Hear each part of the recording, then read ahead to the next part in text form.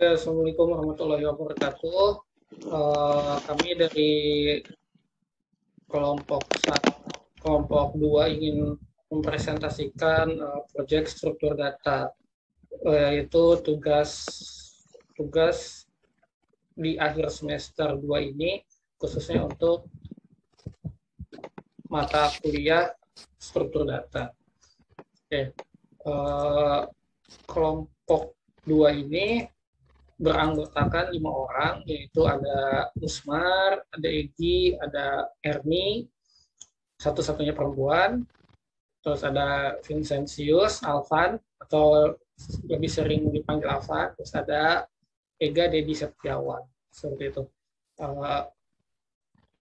Jadi yang akan kita bawakan adalah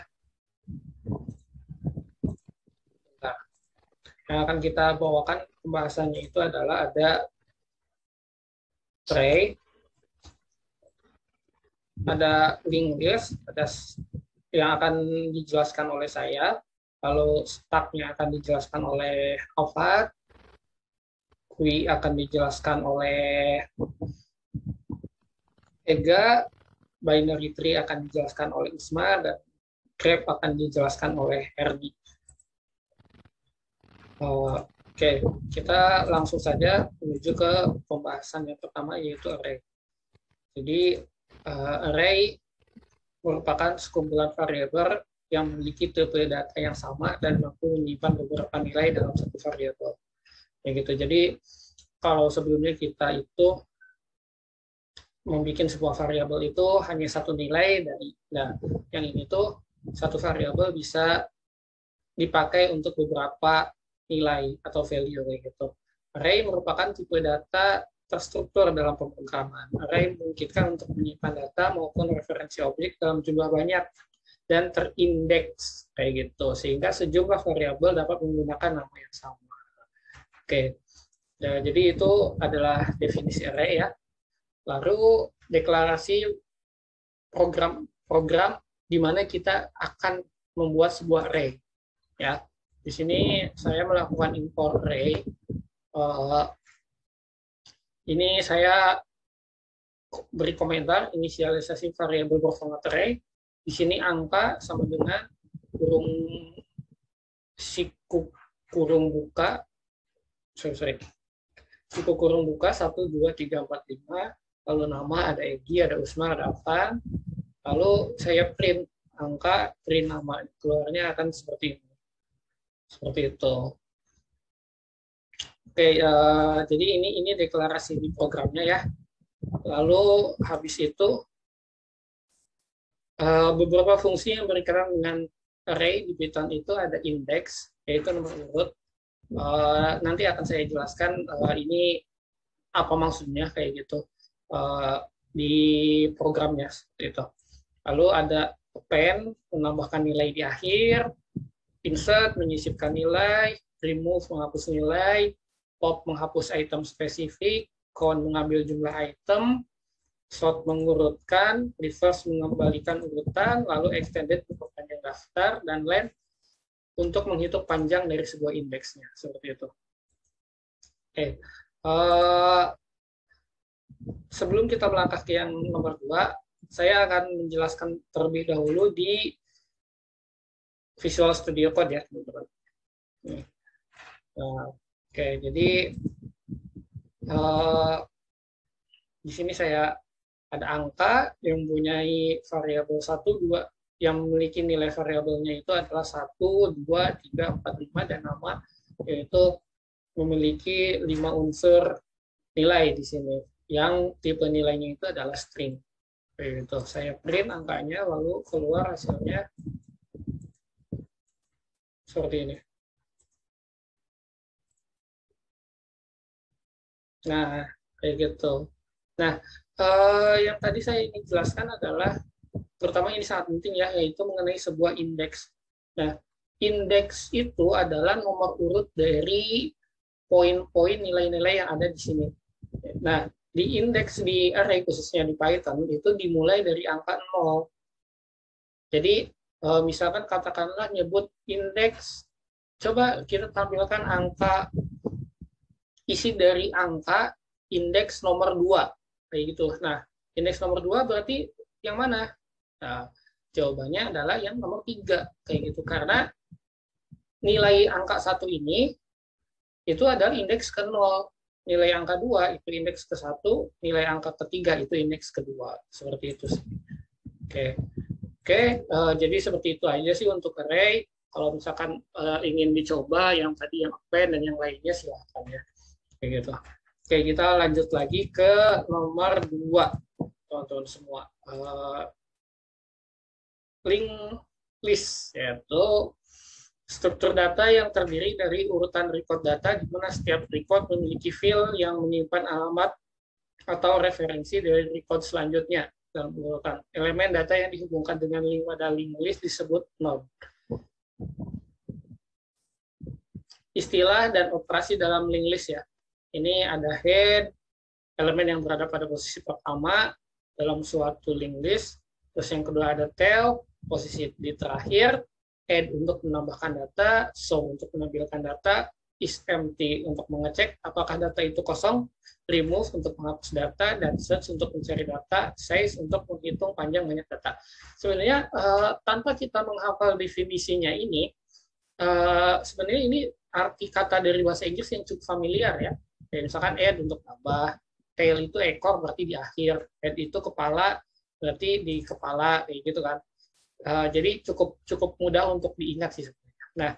Nah, macam-macam link list itu ada dua, yaitu single link list dan double link list. Oke, kita deklarasi untuk link list ya. Di sini saya membuat sebuah kelas namanya single link list, yaitu di dalamnya ada node-nya, lalu ada pointernya juga, terus ada elemennya. Elemen pointer sama pointer titik next node, terus ada def main.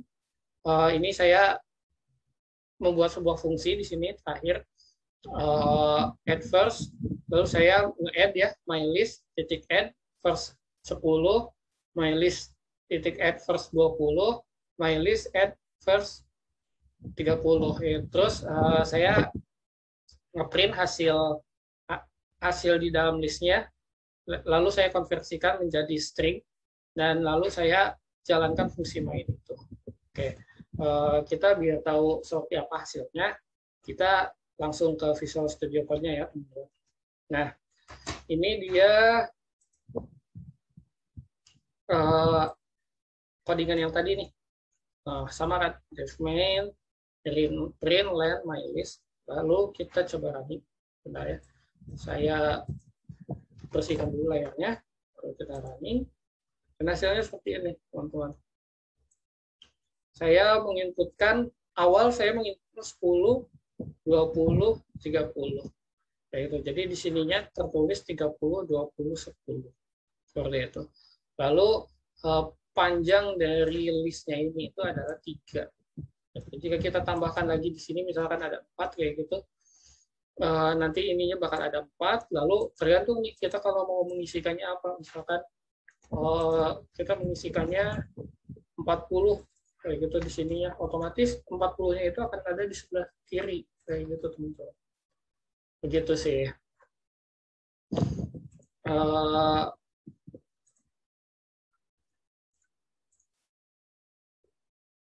Oke, sekian sih untuk penjelasan array dan link list.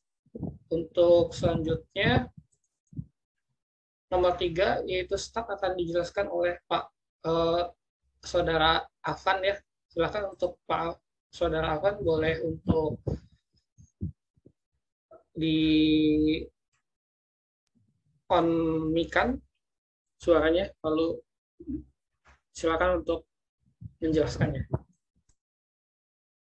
Oke, boleh saya share screen Bang Segi? Oke, silakan. Sebentar ya, saya stop share screen dulu. Oke, terima kasih.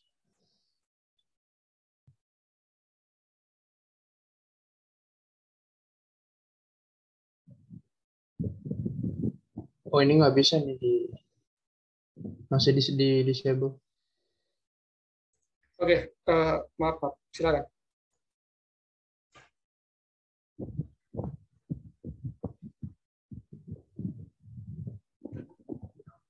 baik, terima kasih.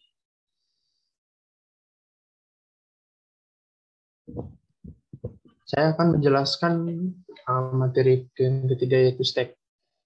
Stack merupakan bentuk khusus dari linear list yang pemasukan dan penghapusan elemennya hanya dapat dilakukan pada suatu posisi, yaitu posisi akhir dari list atau top. Prinsip stack adalah last in first out. Maksud dari last in first out atau LIFO yaitu elemen yang dimasukkan pertama akan keluar terakhir, dan elemen yang terakhir dimasukkan akan keluar di awal. Untuk memperjelas, saya akan mempresentasikan ilustrasi prinsip dari LIFO.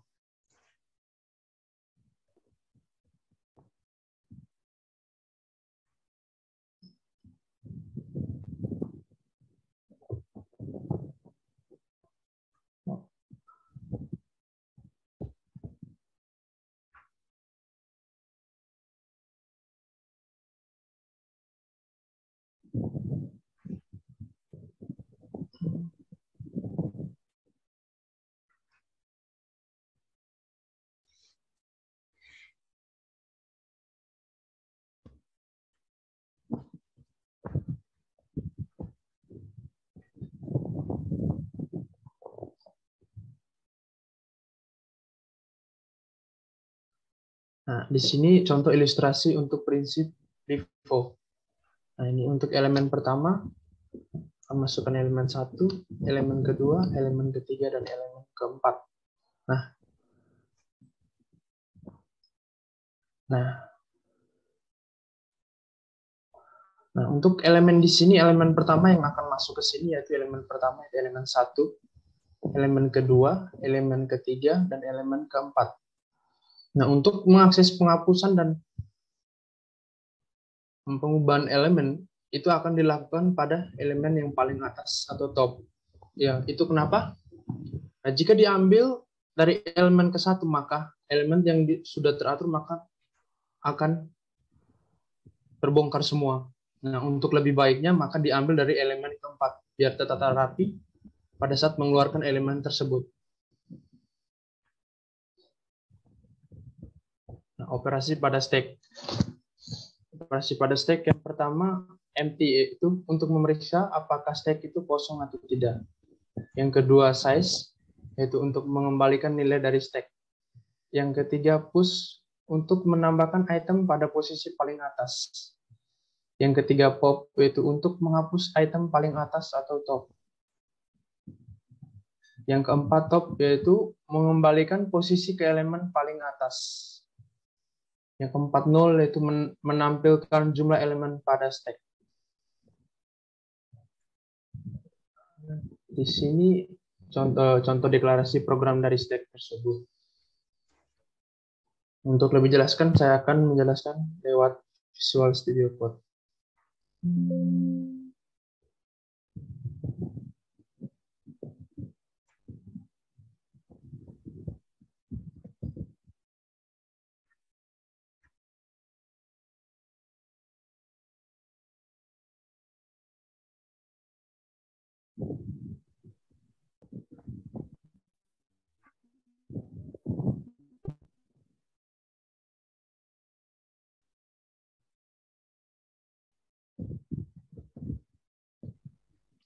Nah, di sini ada kelas QE,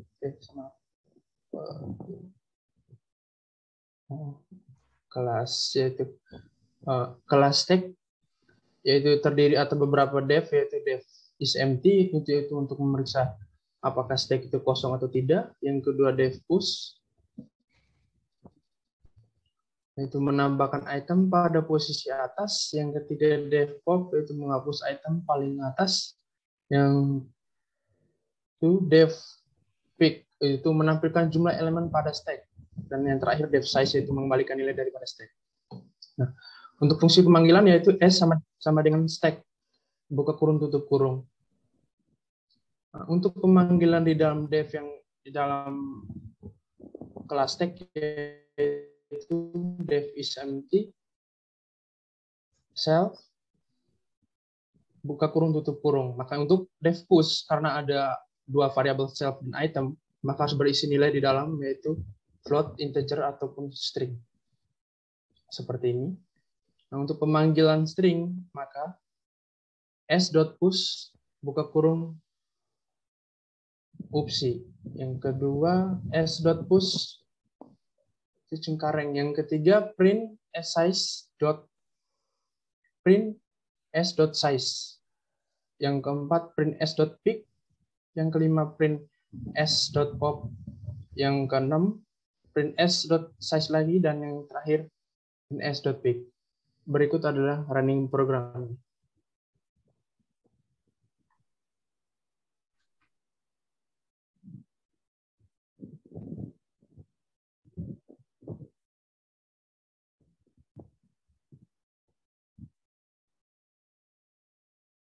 Nah, ini hasil dari running program tersebut. Nah, saya jelaskan sedikit untuk di bagian s.size, yaitu untuk mengembalikan nilai dari stack dan menghitung berapa nilai yang akan ditambahkan. Yaitu yang ditambahkan yaitu 2.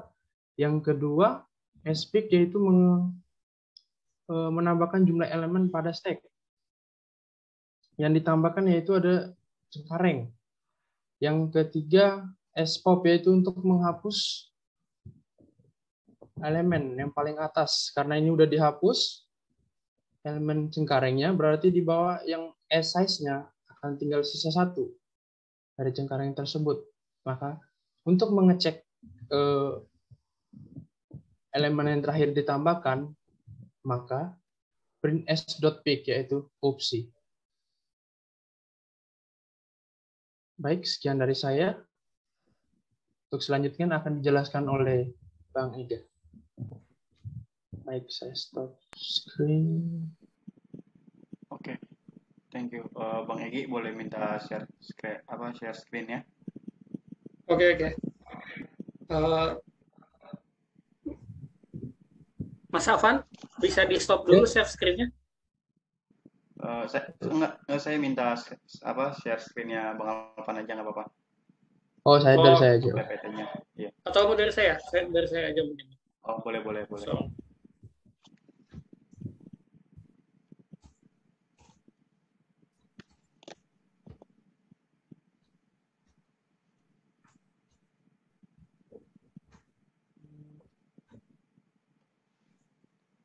Oke, 4.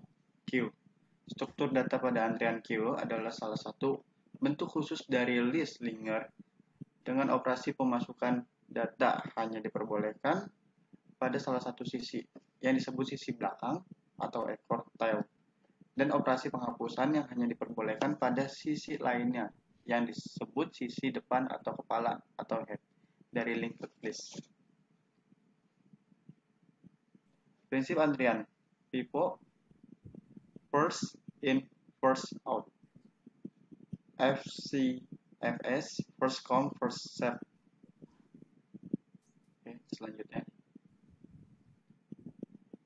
yang tiba lebih awal maka akan dilayani terlebih dahulu. Operasi pada queue pick digunakan untuk mendapatkan elemen yang terdapat pada posisi terakhir tanpa menghapus elemen tersebut. Yang kedua, is empty untuk memeriksa apakah queue kosong. Yang ketiga, size mengembalikan jumlah item di dalam list, tidak memerlukan parameter dan mengembalikan suatu integer.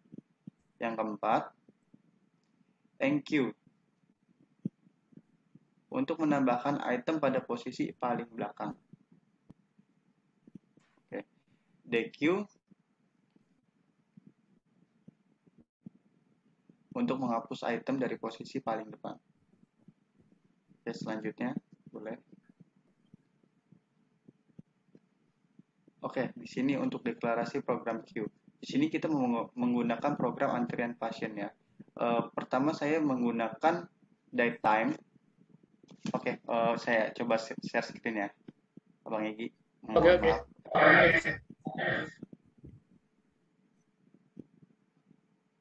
Oke, tunggu sebentar ya. Oke, mohon maaf untuk saya tidak sempat Pigram atau Visual Studio Code-nya. Karena ya laptop saya kurang mendukung. Mohon maaf. Oke, untuk pertama saya akan menjelaskan kembali untuk pemrograman Q. Pemrograman Q kita menggunakan pemrograman antrian pasien. Di sini pertama kita menggunakan sistem datetime, time delta, dan sleep. Datetime untuk menghitung menentukan waktu saat ini, time delta untuk menghitung selisih 2 tanggal, dan sleep untuk menunda waktu eksekusi. Di sini kami memakai beberapa fungsi, yaitu fungsi init.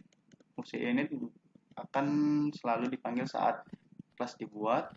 Terus untuk kedua, fungsi isEmpty menguji untuk melihat apakah antrian kosong atau tidaknya.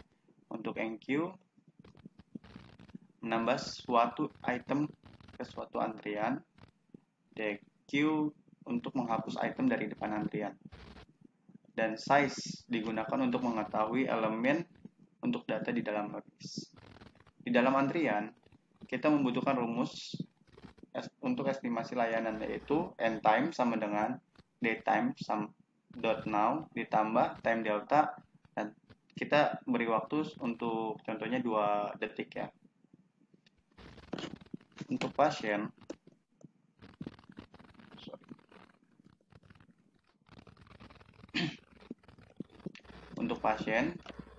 pasien sama dengan Q untuk estimasi jam pelayanan, antrian kit sama dengan Q untuk antrian,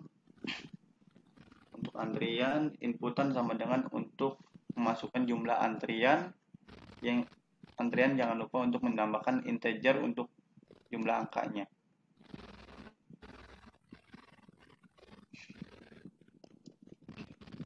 Gunakan for in it range untuk mengulang urutan lupin yang di samping inputan dengan menggunakan instrumen. Gunakan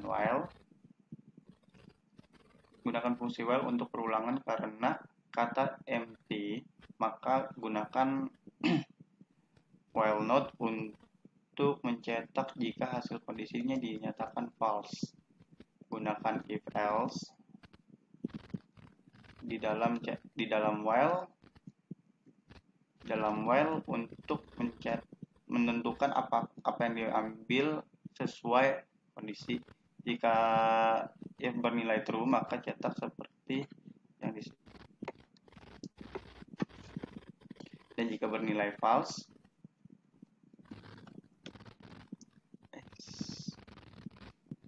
yang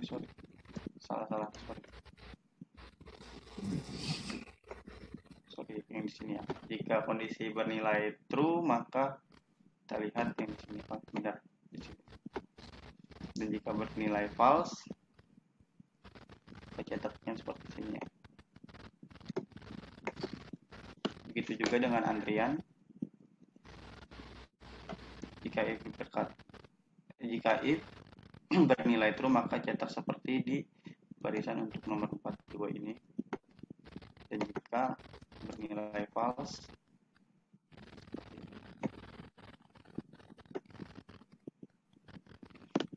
kita coba running ya untuk filenya. Di sini kita coba masukkan beberapa orang.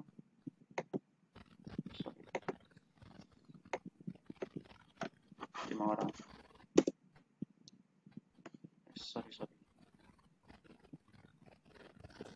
Kita coba running.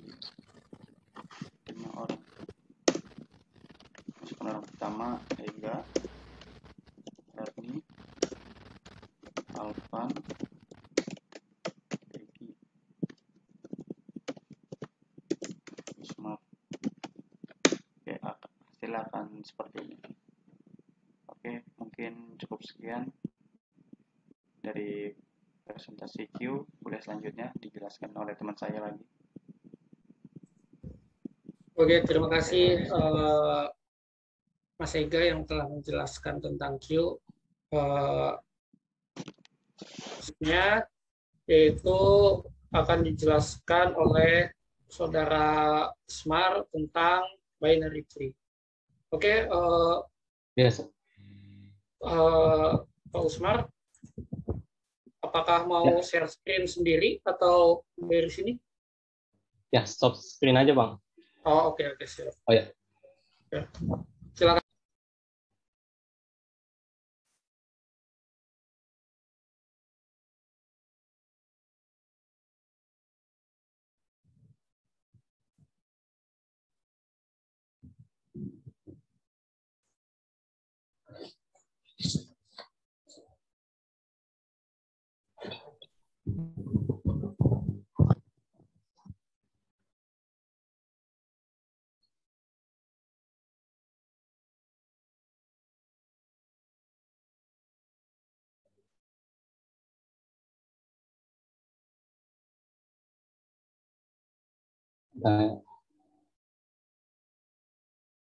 Oke.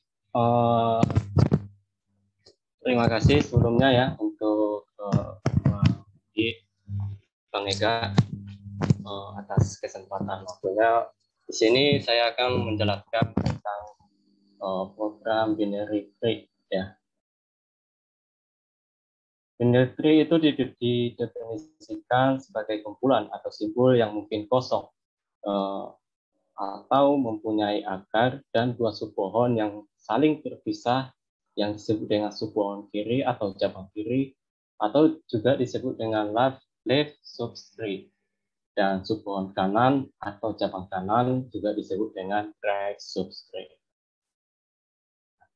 Di sini ada definisi pohon tree.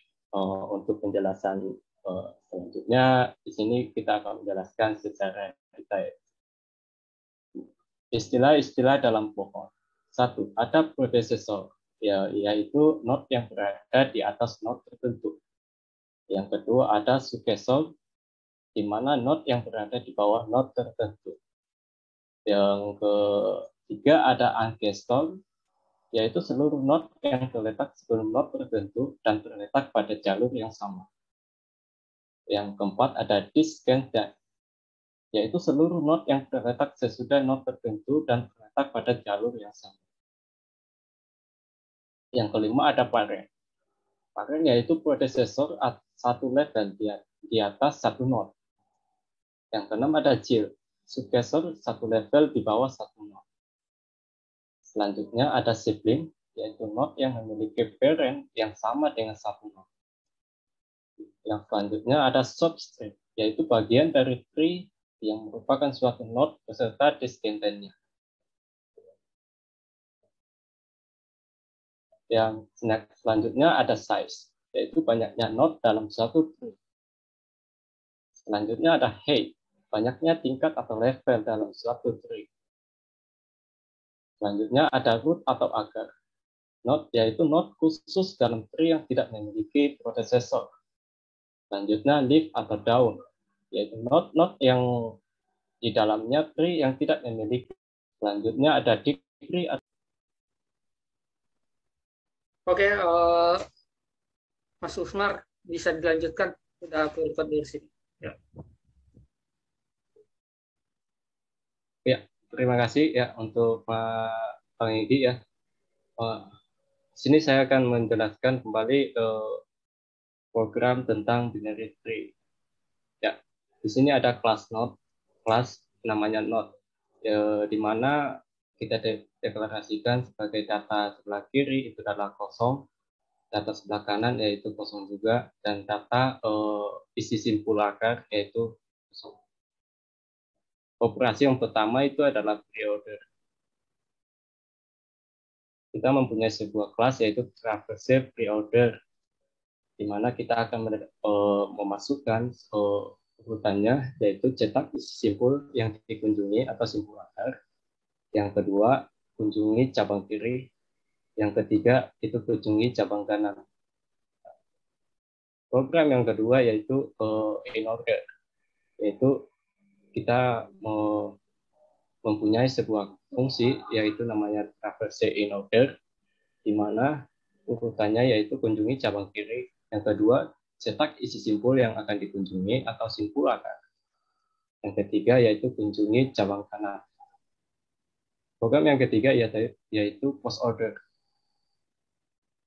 Post order memiliki sebuah fungsi yang namanya traverse post order, di mana mempunyai urutan yaitu kunjungi cabang kiri, dan yang kedua kunjungi cabang kanan, dan yang ketiga cetak isi simpul yang akan dikunjungi. Kemudian kita akan memanggil root sebagai orang tua dari pohon tersebut, yaitu A, di mana dia memiliki level ke-1. Yang kedua adalah B, yang ketiga adalah C, yang keempat adalah D, dan sampai I, di mana memiliki level 4. Kemudian kita akan memanggil sesuai dengan urutannya masing-masing, di mana kita akan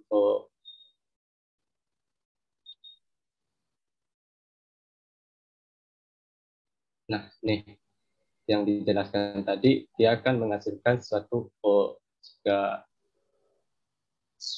program yaitu D, G, D, B, H, I, E, F, C, A, yaitu sama dengan ini. Kita kembali ke Visual Studio Code. Nah, jika kita running, dia akan mengurutkan semua operasi pada binary tree.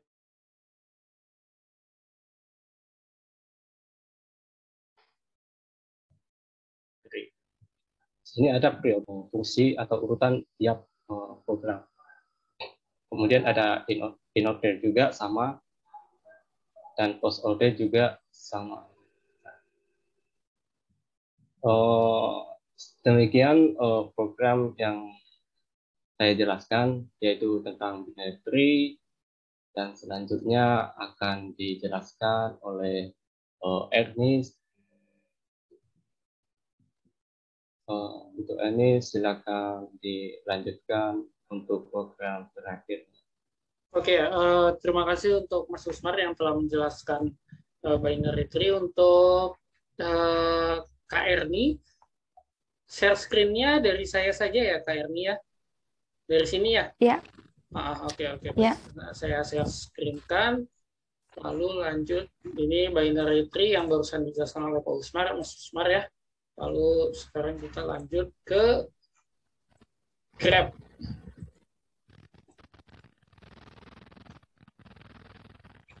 Oke, silakan Kak Erni. Baik, terima kasih kesempatan yang telah diberikan kepada saya. Yaitu pembahasan selanjutnya yaitu grep. Grep adalah salah satu metode pemetaan data dengan memberikan informasi pada kumpulan titik atau node yang dihubungkan dengan segmen garis. Titik ini atau node disebut vertex, sedangkan segmen garis disebut dengan ruas edge. Selanjutnya, di sini ada ilustrasi graf. Di sini ilustrasi gambar dari graf ini yang dimana yang bulat itu disebut dengan node, sedangkan tanda panah itu disebut dengan edge. Selanjutnya, istilah-istilah pada graf. Yang pertama, vertex adalah himpunan node atau titik pada sebuah graf. B, edge, yang dimana himpunan garis yang menghubungkan tiap node atau vertex. Selanjutnya, adjacent adalah dua buah titik dikatakan menciptakan berdekatan dengan sebuah sisi. Selanjutnya, wake adalah sebuah graph yang dimana G sama dengan V, E yang disebut sebuah graf yang berbobot atau wake graph apabila terdapat sebuah fungsi berbobot yang memiliki nilai real W dan himpunan E. Selanjutnya path. Path adalah wall dengan setiap vertex yang berbeda. F yaitu cikal, adalah siklus atau cikal atau sirkuit yang dimana lintasan berawal dan berakhir pada simpul yang sama. Ya, selanjutnya algoritma graph. Dalam alur program dari graph ini, untuk mencari semua path, ada path terpendek dan path terpanjang yang akan dicontohkan di kode program di bawah ini. Yang pertama, kita membuat fungsi yang berisi parameter graph tersebut, permulaan path, akhir path, variabel yang akan diisi path. Yang kedua, variabel tempat yang akan diisi path ditambah permulaan path. Yang ketiga, jika permulaan path sama dengan akhir path, maka variabel tempat yang akan diisi path ditampilkan.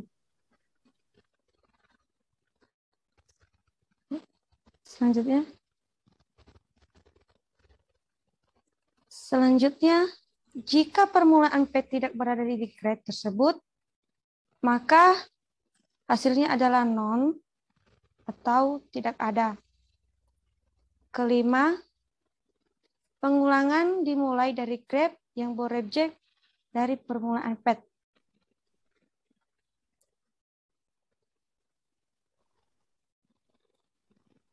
Keenam, jika node tidak berada di path, maka untuk memulai fungsi pencarian nomor 1 dengan parameter graph tersebut, node akhir path variabel terakhir yang ada di isi path.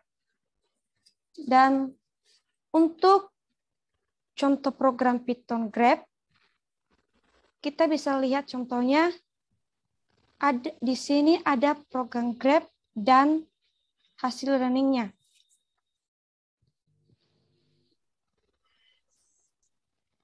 Di dalam deklarasi program graph ada define path yang dimana ada graph, start, end, path. Selanjutnya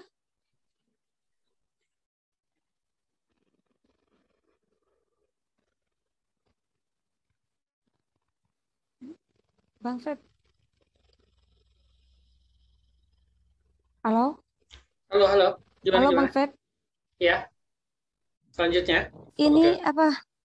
Kenapa? Ini udah terpotong kayaknya ini. Oh, ada yang terpotong ya. Ya udah, lanjut aja nggak apa-apa. Langsung ke sini aja. Nah, untuk hasil runningnya kita bisa lihat di sini ada A, B, C, D, A, B, C, D, A, C, D, A, C, D, A, B, C, D. Begitulah hasil runningnya jika kita menggunakan input program graph yang ada di dalam gambar ini.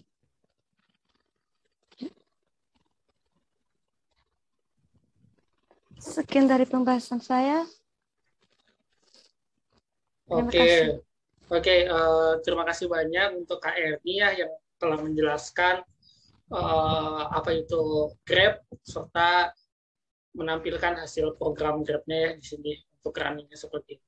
Oke, demikian yang dapat kelompok ini sampaikan. Mohon maaf bila ada kekurangan dan kesalahan. Mudah-mudahan kedepannya kami bisa lebih baik lagi. Oke. Untuk dari teman-teman ada tambahan atau ada salam-salam buat ibu dosennya mungkin? Silakan. Silakan, Bang Alfa. Dari saya sebagai editing dan dari teman-teman juga untuk menambahkan beberapa tambahan. Mungkin ini Zoom yang ada beberapa kali kepotong karena gangguan sinyal dan lain-lain. Kami mohon maaf Bu, karena ada beberapa laptop dan sinyal yang tidak mensupport Zoom meeting kami malam ini. Sekian dari saya. Oke, dari Kak Ega atau Kak Usmar ada tambahan? Ya, cukup. Cukup, oke. Dari Kak Ega, Kak Erni ada tambahan? Ya. Cukup. Oh, oke. Demikianlah penjelasan dari kelompok kami. Mudah-mudahan bermanfaat ya. Oke, selamat malam dan sampai jumpa di pertemuan berikutnya. Dah.